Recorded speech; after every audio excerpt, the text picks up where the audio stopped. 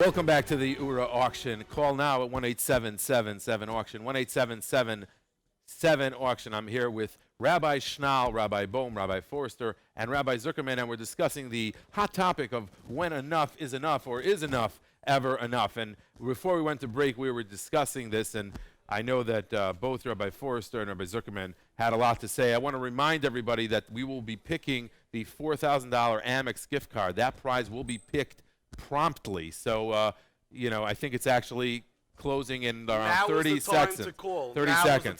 So call the other prizes, all other 49 other prizes will still be open till 3 o'clock approximately.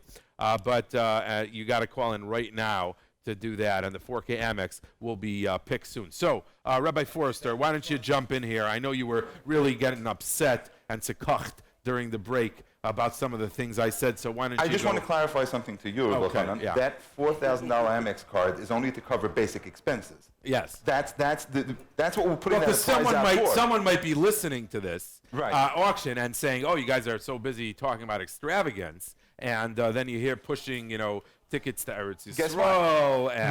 what about the person who has got a ripped couch at home, Yeah. couldn't afford to buy a new one, and put in for that $4,000 and is going to use part of that $4,000 to replace his couch? But who says you need couches? And in Why is it a Europe, $4,000 before the couch? Holocaust, they didn't have And couches. you're talking about the extravagance? Chavetz Chaim had nothing. Wait, right? That's it. You're just passing through. How about prize 31, the $100,000 bonus?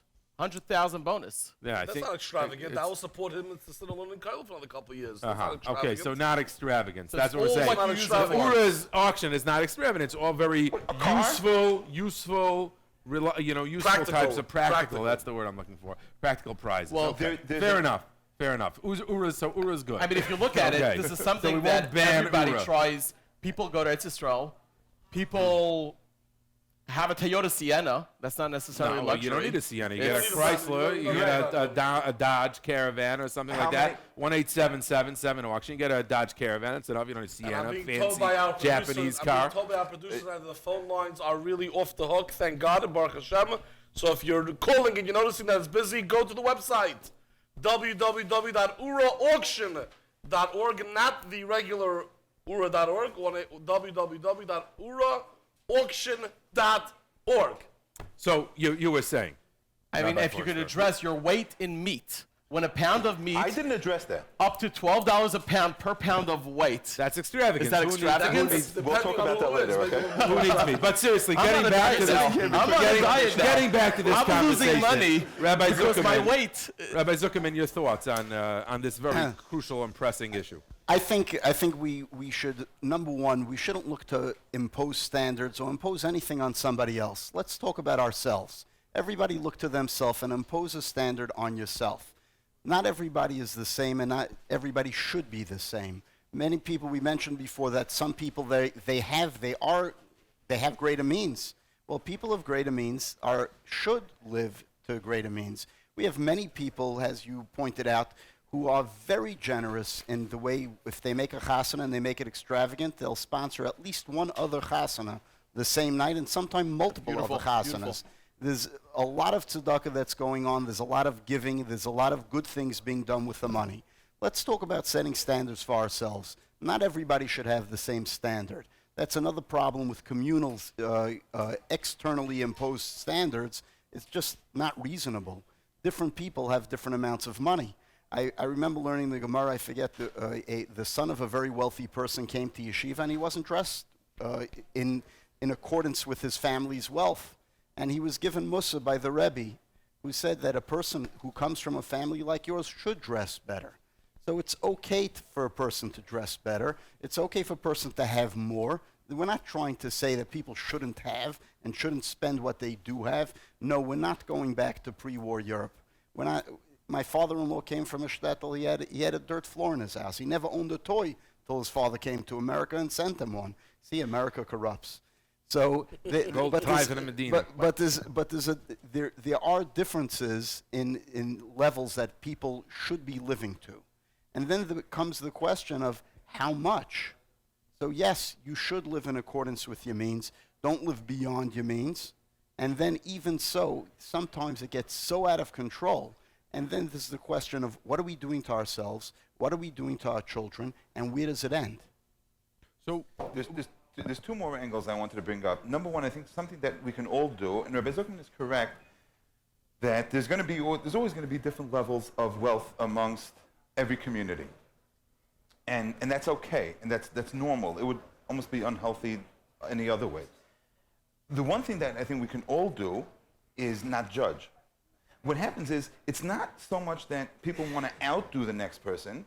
Everybody wants to fit in, and rightfully so. I have to, if this becomes the standard, and the standard in my community, my town, my shul, my neighborhood, whatever it is, and if my town is that this is what everybody does, and if I don't do every item on that list, I don't dress this way, I don't send my kids to this school, I don't drive this kind of car, I don't make this kind of parties, I don't do these kinds of vacations, I don't fulfill every requirement, I almost feel like I don't belong in the community. Because other people look at me, what's wrong? Something's not right with that family. really? So is that really what it's like? I mean, you're living in a. It's not, but people feel that way. So then it's their own problem. So meaning then they have a problem in their head. They have no. Meaning They should set up a session. It's not, with that's Rabbi Zuckerman. right, exactly. No, and I'm not saying, or me, yeah, or me. Because I'm saying, well, my point is that, so if someone is, I don't know that there's that many people that really look so snobby. Usually it's No, it's but not so snobby. Terrence says you feel intimidated and you feel like you're worth less. How did Because this you spiral have out of less money, control? so then go work on yourself. That you should have confidence and learn to appreciate your own talents. And you don't if you might not have money, you have something else. Bereshit gave you some other talents. You might have true. you have a beautiful family. You have kids who are steiging in yeshiva. I don't know what you have something. So Right. go appreciate that and be proud of that. And stop walking around feeling like everybody's judging you because you don't have a Right. Toyota Sienna. That unless you win one from Oorahthon. I mean, the question also, I mean, we spoke about it today around the Shabbos table. If someone had the opportunity to get a Lexus for a $200 a month lease that he could afford, should he do that? Or are you conditioning yourself that once your lease is up, you'll never be able to go back to a Sienna or a Camry or some other car because you've already somehow self-spoiled yourself by driving a luxury, even if you got a great deal on it? And what you're doing to other people who know you can't afford it, they don't know you got that great deal on it, is that something that a person should take into consideration? I remember hearing a lecture from Rabbi Frand where he said that he needed to replace his refrigerator, and he likes his water very cold, and there was an option to get a refrigerator that wasn't that much more, but it would have an ice spigot that would give him ice whenever he wanted it. And he said he realized that for him, it would be a luxury, but if he got it for his children, it would be a necessity. And The lines of luxury and necessity Right. get blurred. yes. And so I'm not saying it would really depend with each individual. Some people should go for the Lexus, why not? But there are times when, yes, we start to cultivate tastes that are unhealthy, that become so important to us. They get us off target for what's important to us, and then for the next generation. I do think we have a responsibility to our community, but I'm looking more at each person, looking at himself, looking at herself, looking at what they're doing, and then how it impacts their own family, their own children. There's one more angle talking about our family and our children, and I think this answers the question with the Lexus. A lot of it is how we set it up. Children certainly respond to environment.